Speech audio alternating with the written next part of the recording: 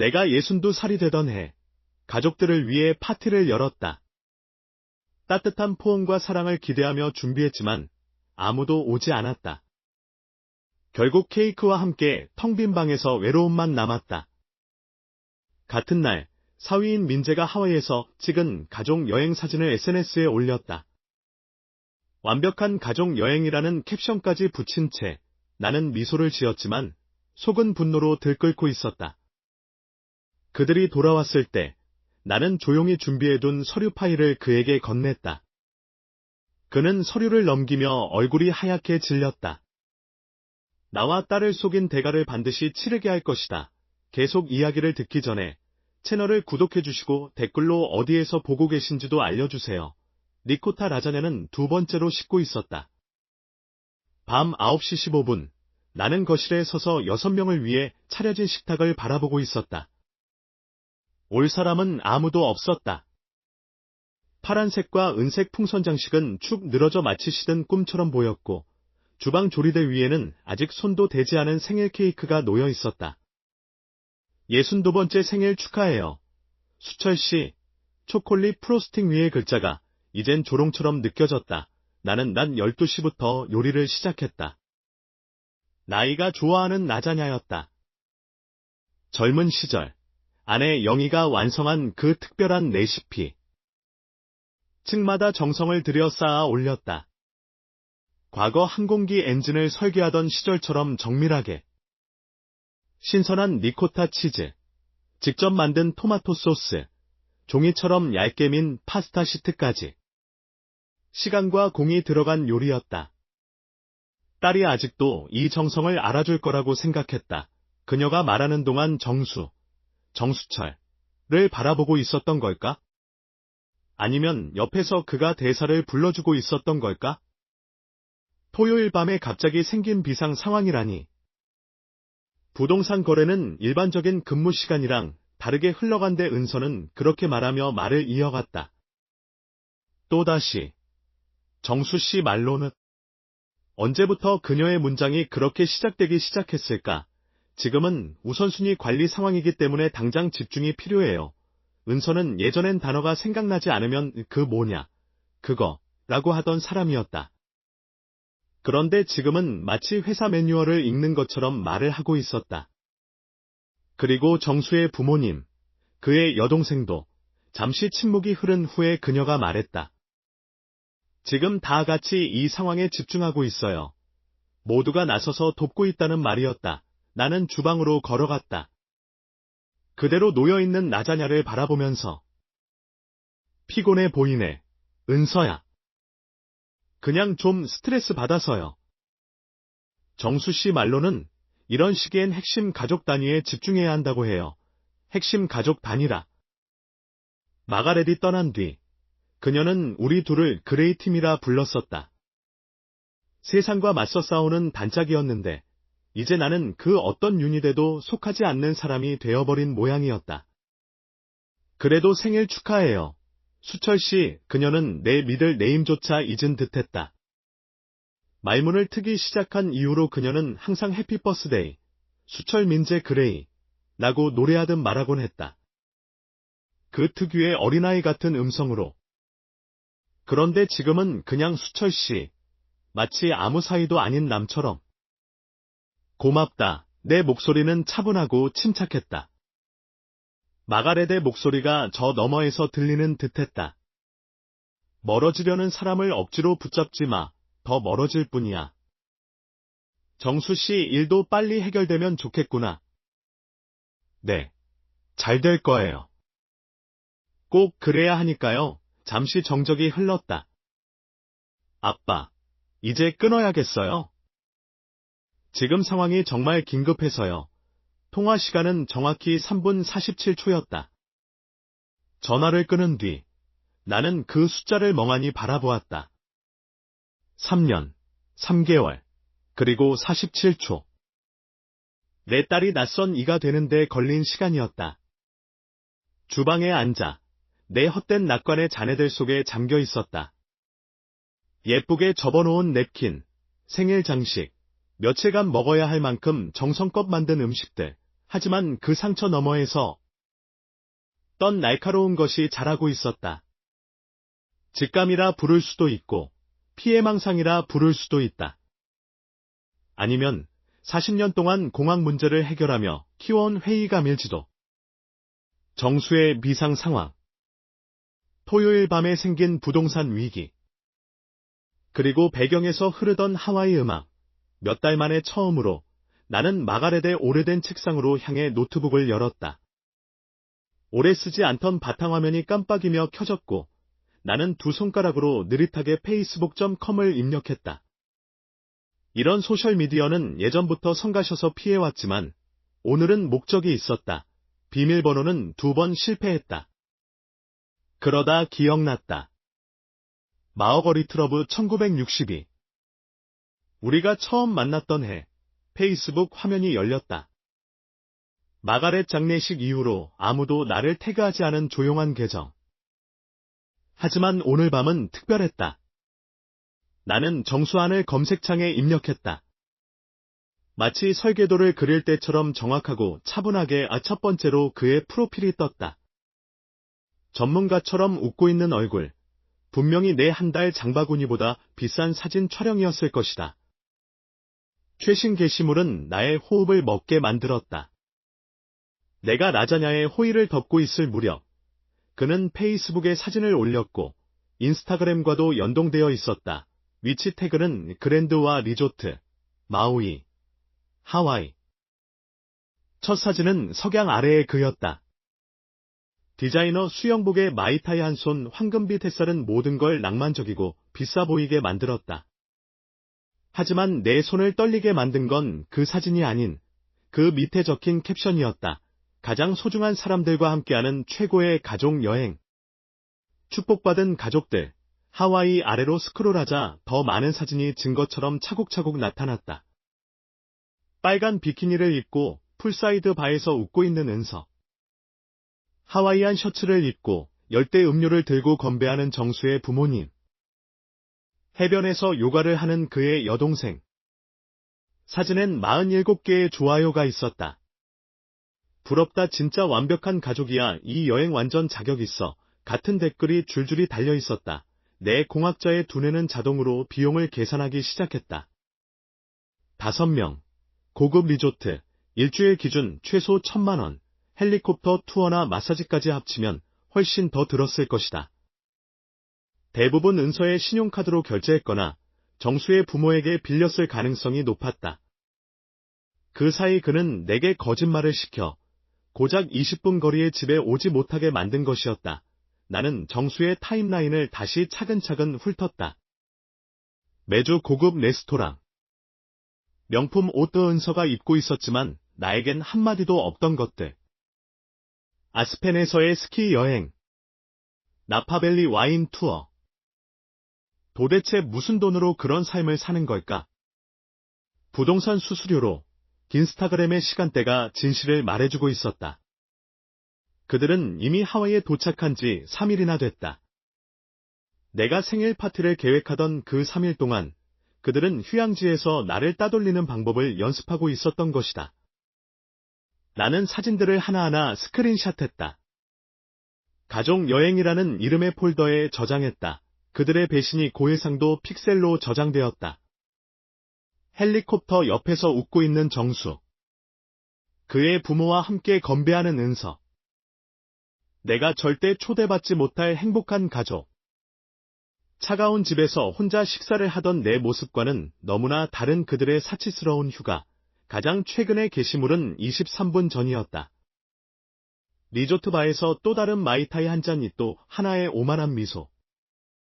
또 하나의 캡션. 진짜 중요한 사람들과의 추억 만들기. 진짜 중요한 사람들.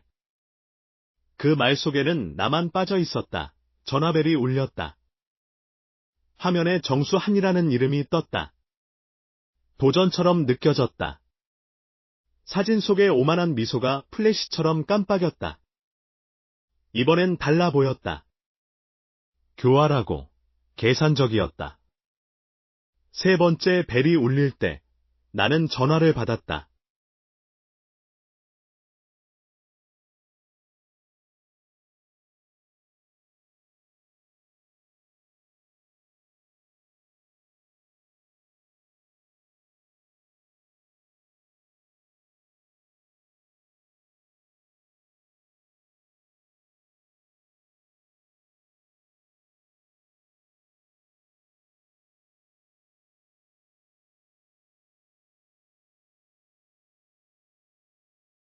수철 씨, 이건 꼭 이해하셔야 해요. 정수의 목소리는 낙원 속 여유로 가득 차 있었다.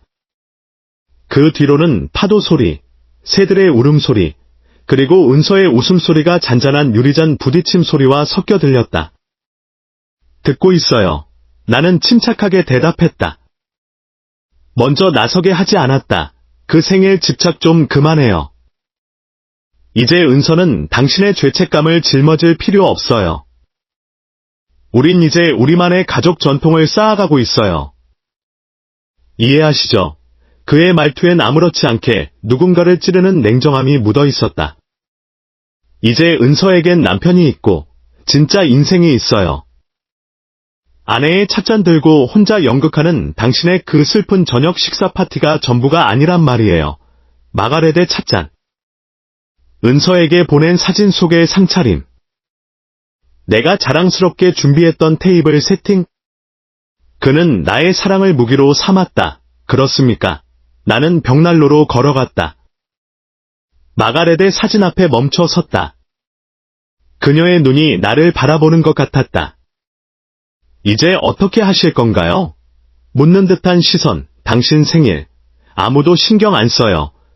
수철 씨, 친구들이랑 책 모임이나 하나 나가보시지 그래요. 이제 은서가 인생 좀 즐긴다고 죄책감 들게 하지 말고요. 배경에서 은서의 목소리가 들렸다. 약하지만 분명히. 아빠야. 정수는 전화를 손으로 막으며 말했다. 알아서 해. 그 말투는 마치 나는 그저 처리해야 할 문제 중 하나일 뿐이라는 듯했다. 그는 내 딸을 개인 비서로 만들어버렸다. 대본처럼 거짓말을 읊게 하고 그 와중에 마시는 한 잔이 내 한 달 난방비보다 비쌌을 것이다. 정수씨, 나는 차분하게 하지만 단단한 목소리로 말했다. 맞아요. 당신 말이 하나도 틀리지 않았네요. 침묵. 그는 분노나 눈물, 외로운 노인의 애절한 읍소를 기대했을 것이다. 그 대신 나온 동의에 그는 당황했다. 뭐라고요? 당신 말이 맞아요. 은서는 이제 자기 인생이 있어요. 자기 우선순위도 있고요. 하와이에서 돌아오면 그녀에게 줄 깜짝 선물이 있어요. 아니, 둘 다에게. 무슨 선물인데요? 정수의 목소리에서 자신감은 사라지고 대신 뭔가 날카롭고 초조한 기운이 느껴졌다. 그의 풀사이드 의자에서 자세를 고쳐 앉는 모습이 눈앞에 그려졌다. 손에 들린 마이타이는 익힌 채 오직 내 말에만 집중하는 느낌이었다. 그가 자랑하던 완벽한 휴가의 배경소리도 점점 희미해졌다. 가족을 더 가깝게 만들어주는 선물이에요. 정수씨. 서로가 서로에게 어떤 존재인지 정확히 알게 해주는 그런 종류의 선물이죠. 나는 침묵을 길게 느렸다. 팽팽한 철사처럼 우리 사이에 긴장감이 흐르도록 남은 휴가 잘 보내세요. 사진도 많이 찍고요. 추억도 많이 만드시고요. 도대체 무슨 소리를 하는 거예요? 집에 돌아오면 알게 될 겁니다. 은서에게 안부 전해주세요. 나는 정수가 대답하기도 전에 전화를 끊었다.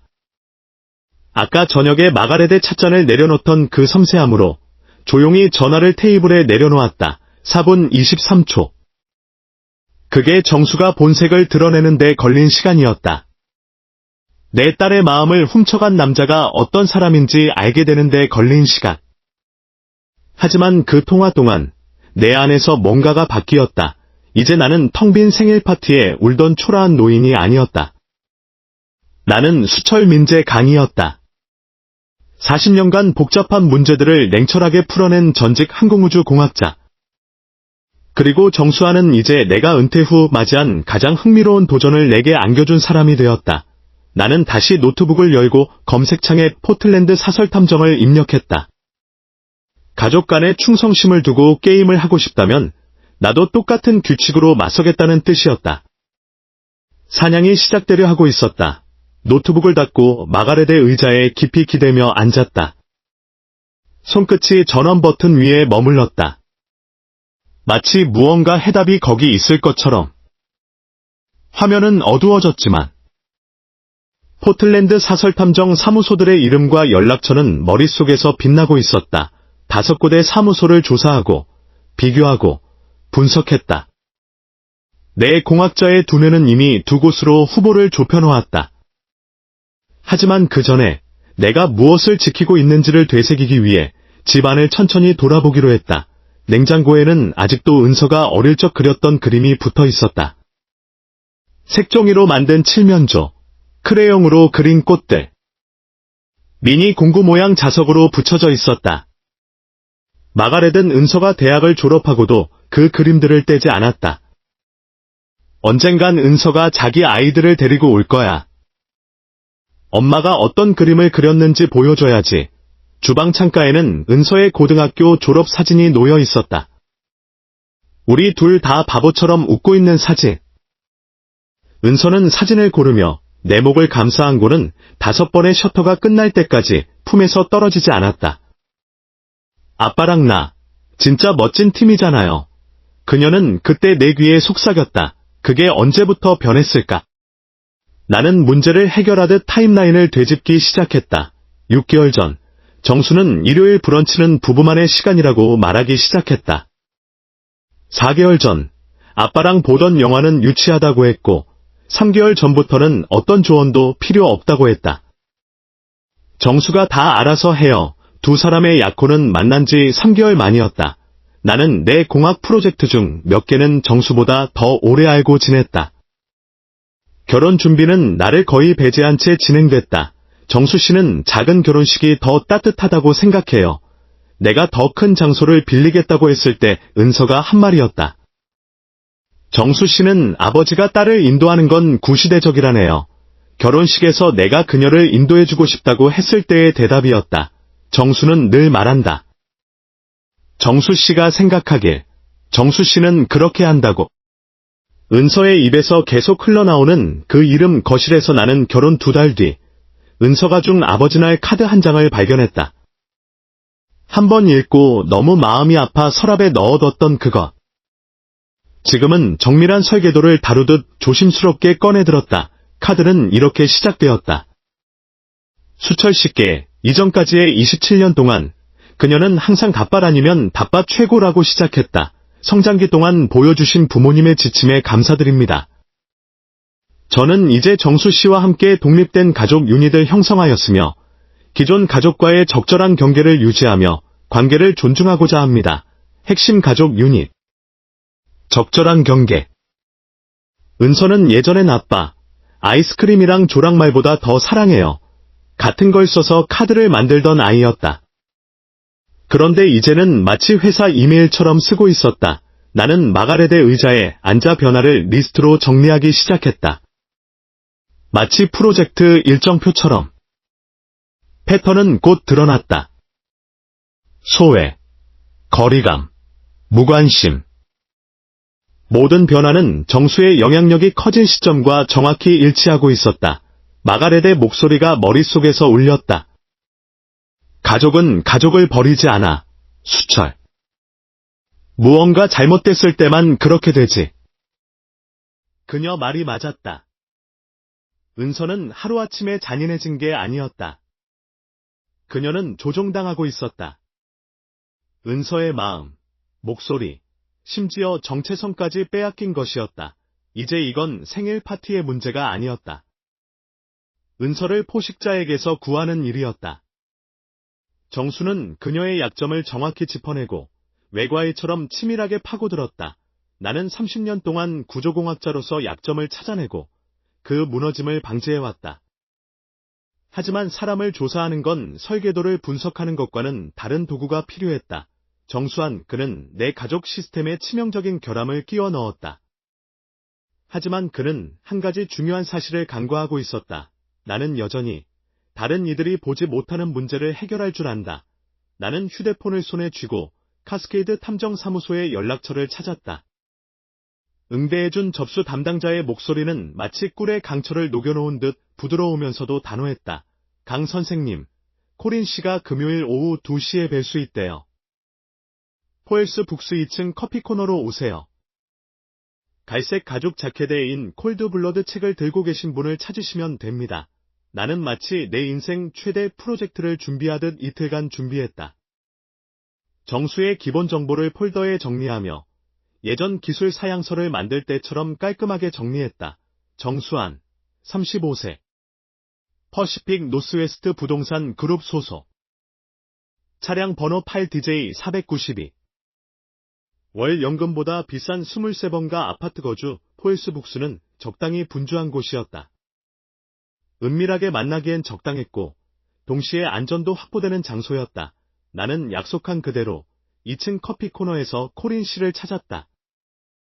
탐정 소설에서 튀어나온 듯한 외모였다. 중년의 나이에 철회색 머리카락, 날카로운 눈빛, 낡은 갈색 가죽 자켓. 악수는 마치 계약을 마무리 짓는 세일즈맨처럼 강단 있었다.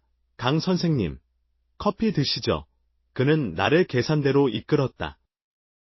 이야기가 좀 길어질 수도 있겠네요. 우리는 조용한 구석 테이블에 자리를 잡았다. 그는 가죽 포트폴리오를 꺼내어 법률 노트를 펼쳤고 펜을 메스로 쥐듯 들었다. 이제 무슨 일이 있었는지 말씀해 주시죠. 나는 감정을 배제하고 사실만 나열했다. 마치 예전 공학 보고서를 의심 많은 고객에게 발표하듯 생일 파티, 하와이에서의 속임수, 결혼 6개월 만에 성격이 변한 은서, 정수의 조작적인 언행과 통제력. 코리는 단축 기호로 메모를 하며 가끔 고개를 끄덕였다. 내가 말을 마치자 그는 펜을 내려놓고 진실과 희망 사이를 구분하는 데 익숙한 사람처럼 날 진지하게 바라보았다. 수철 씨는 지금 정확히 어떤 걸 의심하고 계신가요? 경제적 조작. 아마 외도도 있을 겁니다. 심리적인 학대는 확실하고요. 입에서 꺼내는 말은 씁쓸했지만 필요했다. 제 딸은 더 이상 자기 자신이 아닙니다. 우리가 뭔가를 발견했을 때 그게 상상보다 더 끔찍할 수도 있습니다. 그 준비는 되셨나요? 나는 식탁 위에 여전히 놓여있는 마가렛의 찻잔을 떠올렸다. 냉장고에 아직도 붙어있는 은서의 어린 시절 그림도. 은서는 지금 자신이 전적으로 신뢰하는 남자에게 위험에 처해 있어요. 뭘 발견하든 영영 그녀를 잃는 것보단 낫습니다. 이번 일의 목적이 뭡니까?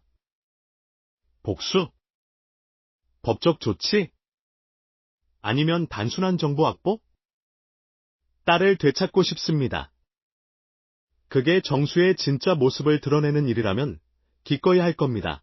코리는 새 페이지를 펼쳐 펜을 들었다. 제가 할 수 있는 건 이렇습니다. SNS 모니터링, 재정 상태 확인, 공공기록 조사, 필요시 공개 장소에서의 감시. 저는 사실만 기록합니다. 증거를 조작하거나 불법적인 일은 하지 않아요. 그는 자신의 가치에 대해 확신이 있는 사람답게 요금을 명확히 밝혔다. 조사, 시간당 $75, 감시, 시간당 $125, 시작금, $200. $2,000 먼저 드리죠. 나는 마가렛과 함께 떠날 예정이던 루즈 여행 자금을 담은 봉투를 꺼냈다. 얼마나 걸릴까요? 포괄적 조사는 10에서 14일입니다.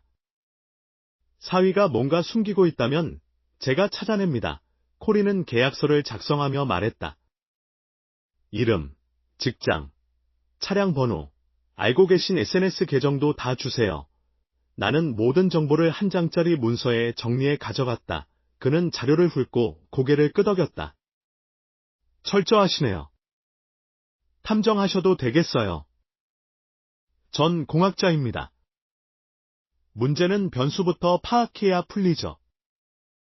가족 문제는 세상에서 가장 복잡한 시스템일지도 몰라요. 그는 계약서를 내 쪽으로 밀었다. 48시간 안에 1차 결과를 드리겠습니다.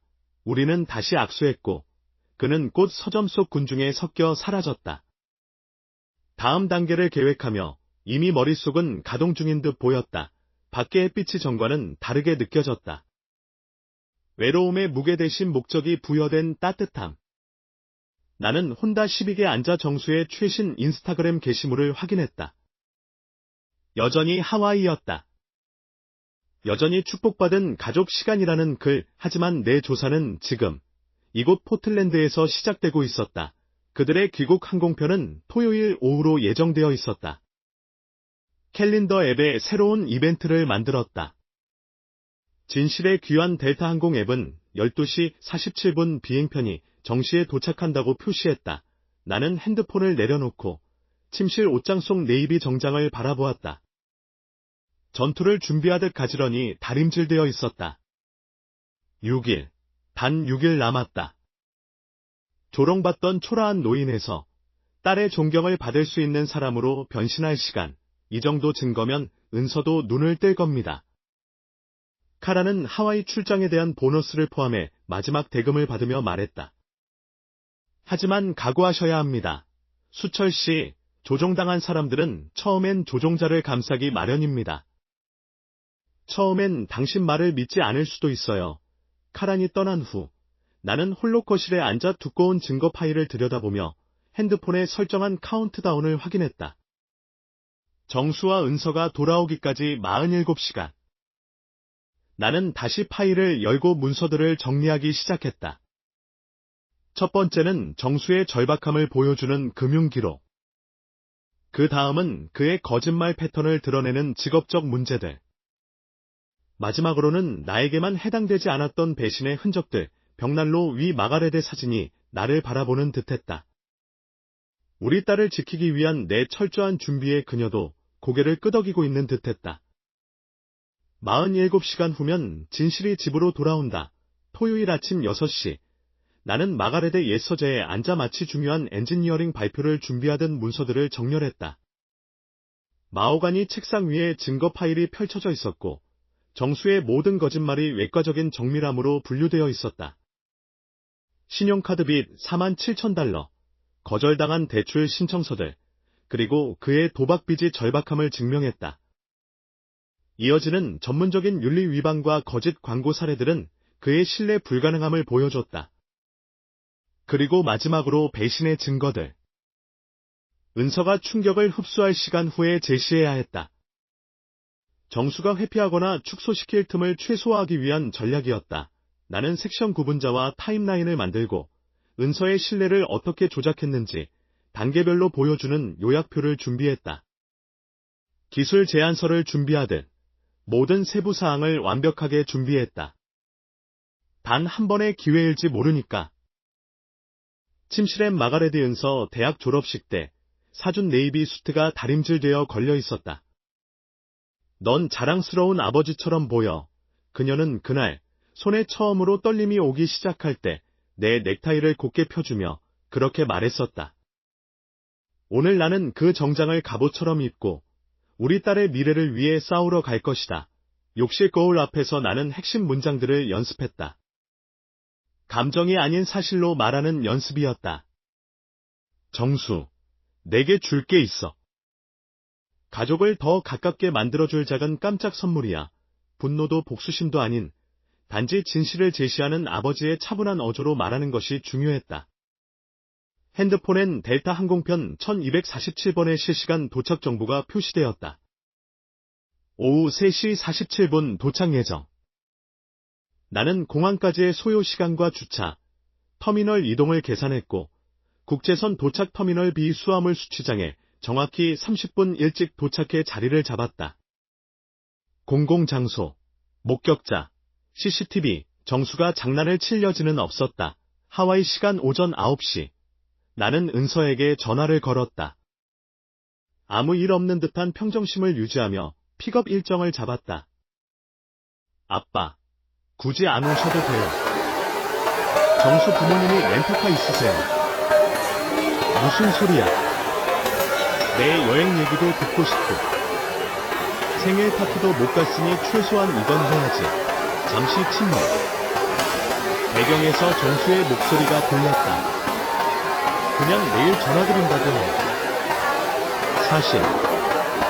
아빠, 그러면 너무 좋을 것 같아요. 3시 47분 도착이요.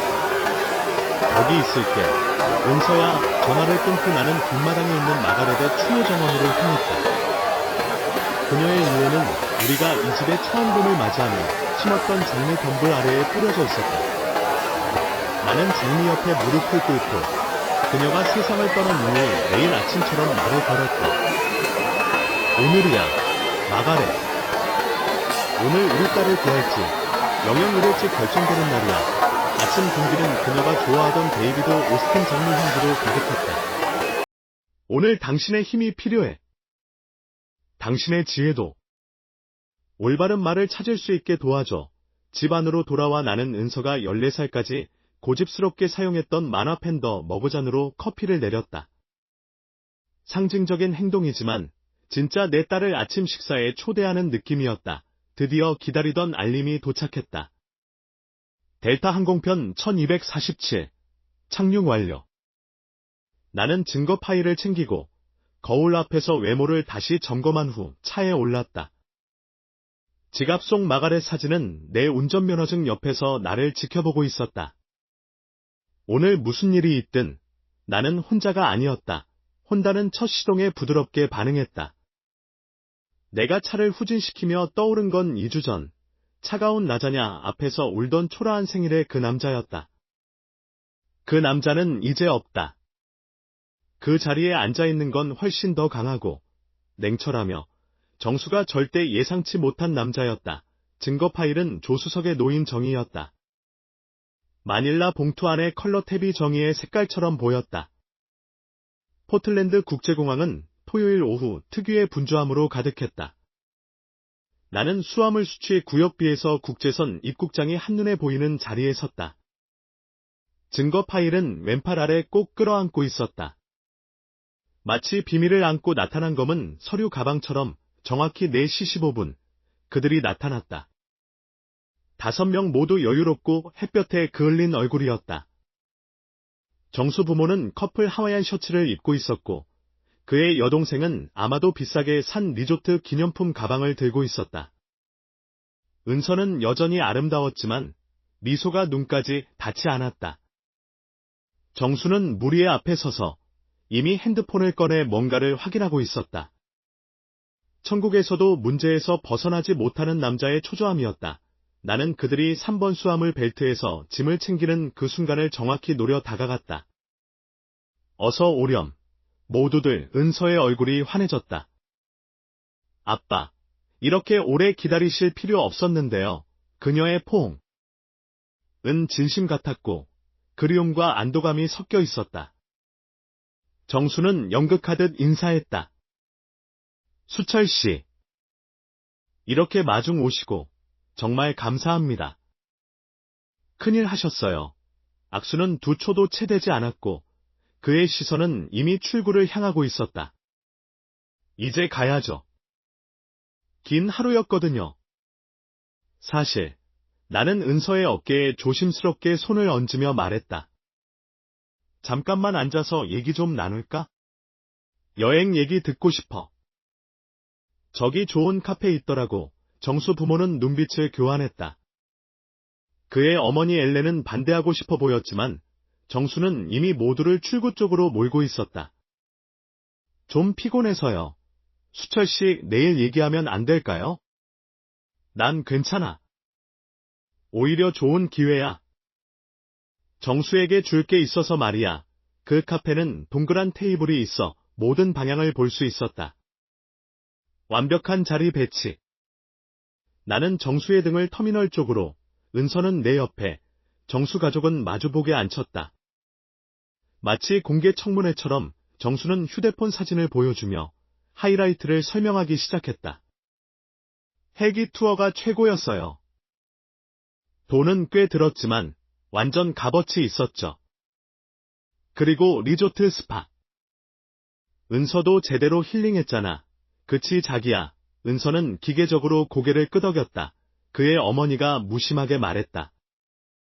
정수는 저녁 식사 중에도 계속 비즈니스 전화를 하더라. 참 바쁜 사람이야. 여동생도 덧붙였다. 밤 10시 이후로는 거의 못 봤어요. 항상 무슨 급한 일 처리하느라 정수의 턱 근육이 아주 미세하게 움찔했다. 부동산은 항상 바쁘니까요. 큰 걸 만들어야죠. 큰 걸 만드는 얘기가 나와서 그런데 나는 마닐라 폴더를 테이블 중앙에 조용히 올려놨다. 정수야, 내가 말했던 그 가족을 더 가깝게 만드는 깜짝 선물. 여기 있어. 나는 그것을 천천히 그의 앞으로 밀었다. 걱정하지 마. 은서도 같이 보는 게 좋겠어. 정수는 폴더를 바라보며 일순간 얼어붙었다. 억지로 웃으며 말했다. 수철 씨, 이게 다 뭐예요? 전 문서 같은 건 별로 안 좋아하는데요. 아주 흥미로운 자료일 거야. 나는 여전히 차분하고 따뜻한 어조를 유지했다. 열어봐. 괜찮아. 그의 손이 살짝 떨리며 폴더를 열었다. 첫 장에 있던 신용보고서. 정수의 이름과 함께 적힌 47,000달러의 빨간 숫자. 카페의 소음이 사라진 듯 조용해졌다. 페이지를 넘길수록 정수의 얼굴은 점점 창백해졌다. 그의 부모는 그의 얼굴을 들여다보며 점점 당황한 표정을 지었다. 엘렌 스톤이 처음 입을 열었다. 정수야, 이 숫자들 다 뭐니? 그때 나는 외과 의사가 첫 절개를 시작하듯 준비했던 첫 문장을 정확히 전달했다. 나는 대리기 하와이 카지노 영수증에 대해 아내에게 해명하고 아마도 레이 씨에게 티파니 첸을 소개할 필요가 있을 거라고 생각했다. 그 뒤에 찾아온 침묵은 숨이 멎을 만큼 무거웠다. 대릭은 페이지를 넘기다 말고 손을 멈췄고 그의 여동생은 커피를 마시다 멈췄다. 그의 부모는 천천히 무너지는 차 사고를 바라보듯 아들과 서류 사이를 오가며 시선을 두었다. 대릭은 폴더에서 눈을 들어올렸고 그의 얼굴은 핏기가 사라져 창백했으며 그의 눈은 자신이 조심스럽게 쌓아온 세계가 실시간으로 무너지고 있음을 알아차린 채 넓게 뜨여 있었다. 대릭, 레이 씨의 목소리는 거의 속삭임에 가까웠다. 그녀는 손을 떨며 폴더를 향해 손을 뻗었다. 이게 뭐야? 이 폴더에 뭐가 들어있는 거야? 그녀는 대릭의 힘없는 손에서 폴더를 받아들며 공항의 소음 속에서도 들릴 정도로 부서진 속삭임으로 말했다. 대릭, 이 사진들은 뭐야? 그녀는 무엇이 나올지 두려운 듯 조심스레 첫 페이지를 넘겼다. 가장 먼저 눈에 띈 건 금융 서류였다. 은행 명세서, 신용보고서, 빨간색 잉크로 찍힌 대출 거절 도장들, 그리고 연체 도장이 찍힌 문서들이었다. 5만 불. 그녀의 목소리는 그 숫자에서 갈라졌다. 대릭, 우리 결혼 전에 빚 없이 살기로 약속했잖아. 당신, 나한테 계좌 보여줬었잖아.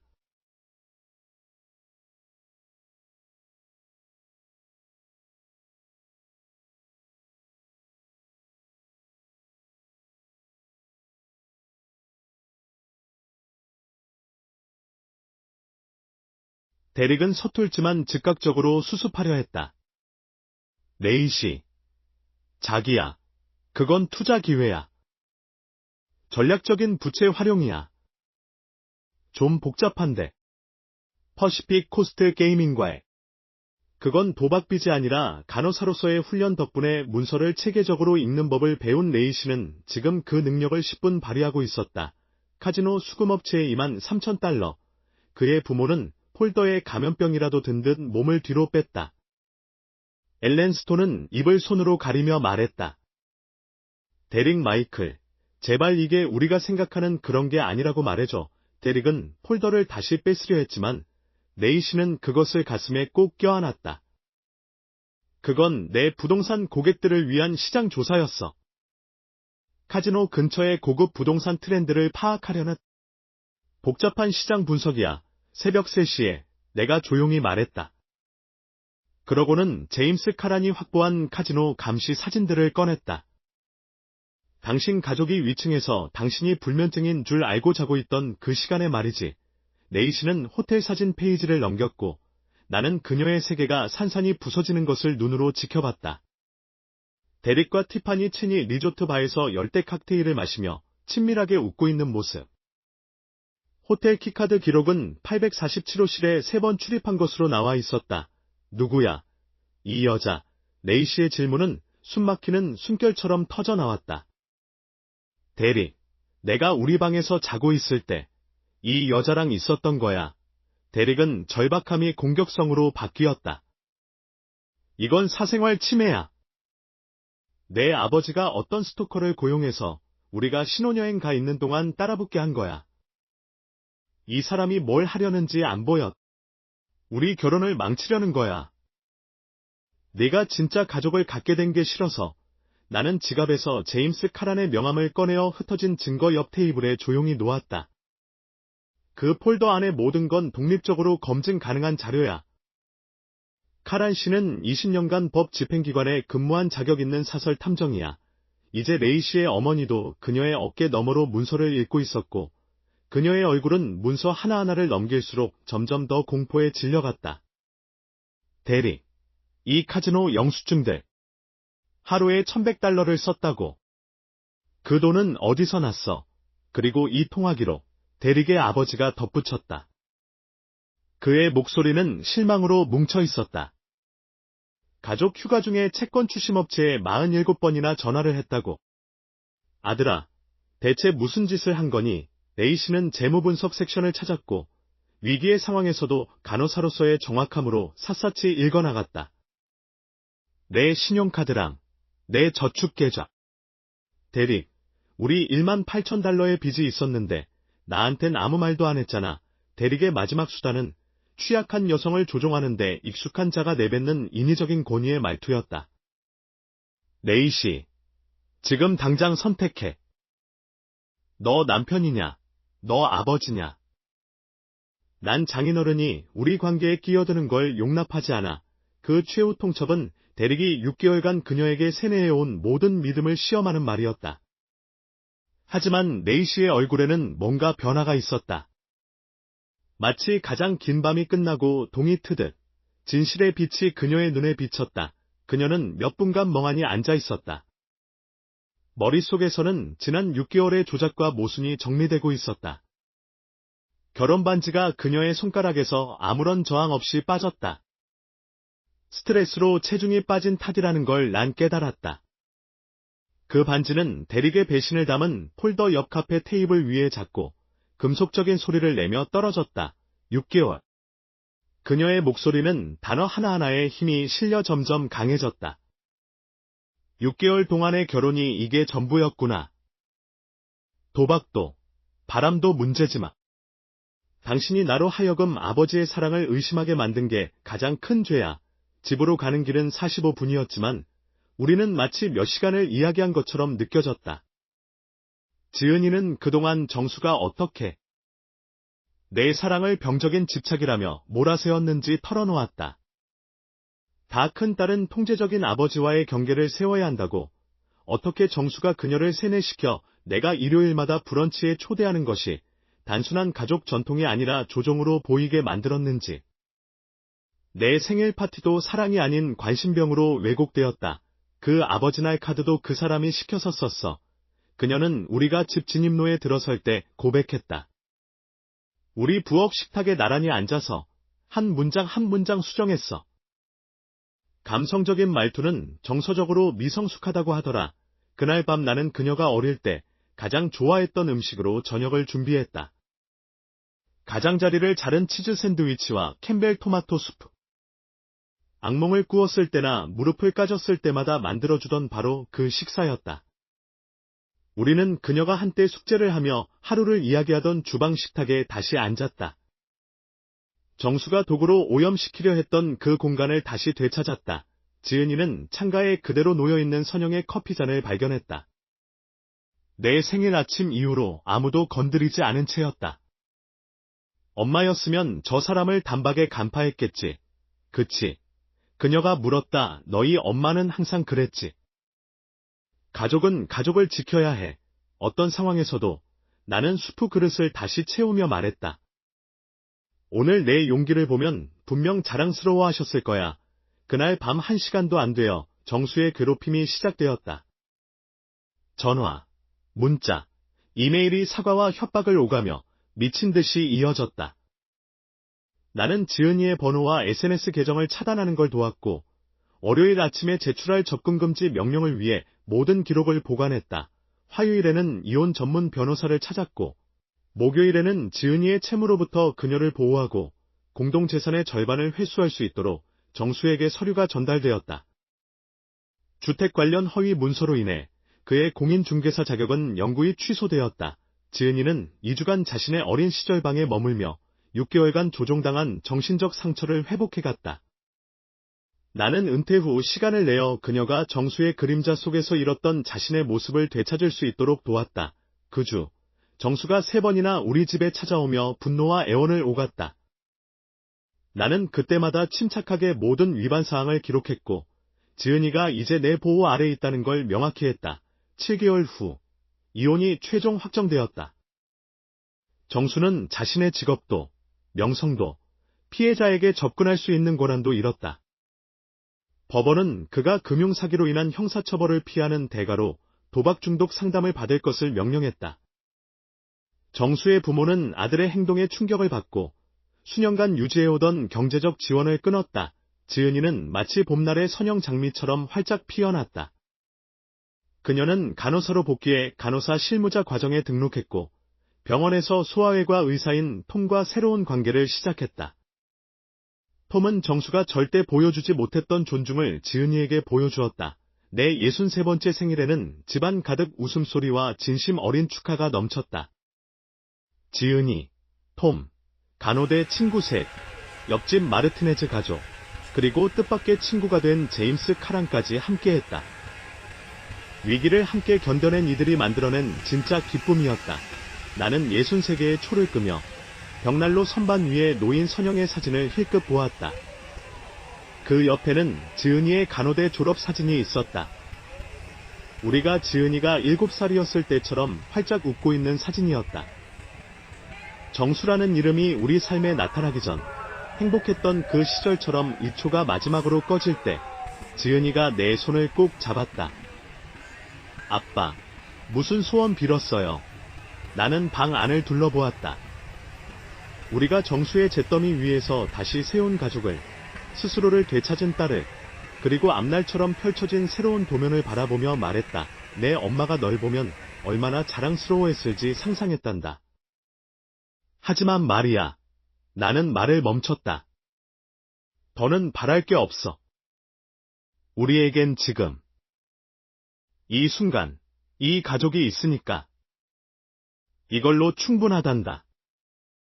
선영은 우리 딸이 자라서 얼마나 강하고 아름다운 여인이 되었는지, 그리고 내가 결정적인 순간에 어떤 사람이 되었는지 보았다면 정말 자랑스러워했을 것이다.